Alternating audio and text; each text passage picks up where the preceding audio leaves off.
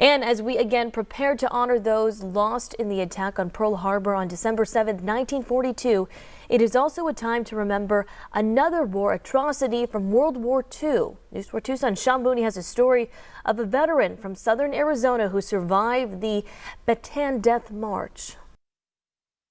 Paul P.K. Kirchum lives in Benson and was just 23 years old when he and more than 60,000 American and Filipino soldiers were forced to march, many to their deaths, in the Philippines in what is infamously known as the Bataan Death March.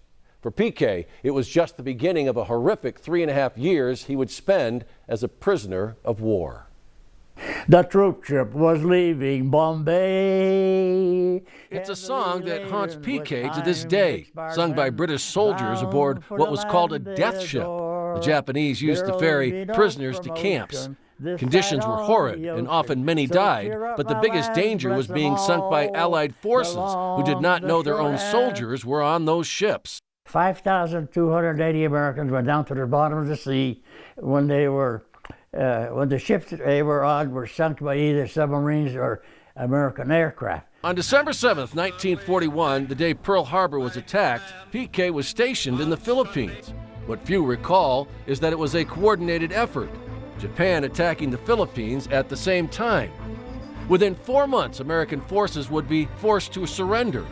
P.K. was among the troops taken prisoner. On April 9, 1942, they were forced to begin a 60-plus mile march to Camp O'Donnell that would infamously become known as the Bataan Death March. The men were shot, bayoneted, beheaded, or beaten to death on that hot, dusty road.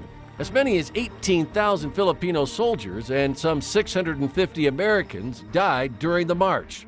Reliving the horror of that time, P.K. still doesn't know why he survived when others did not. One day they chased us out of the barracks, put us along the fence. A man by the name of Penvose, he was in my company, dig his own grave and they shot him, you know. That's when reality, dug his own grave, shot him and buried him.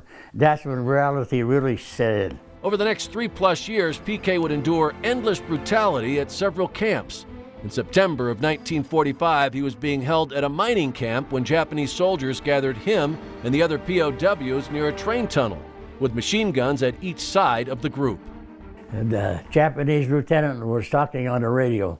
Finally, he put the radio back and they marched us back up to the hill.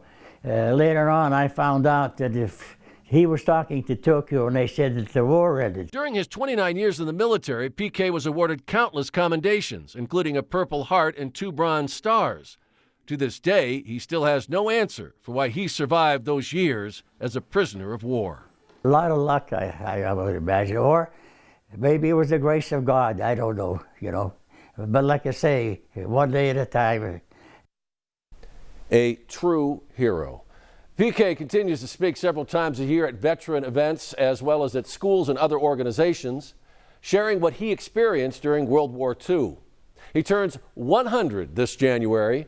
He and his wife Gloria have now been married for 74 years, and he says he still plays 18 holes of golf every Monday.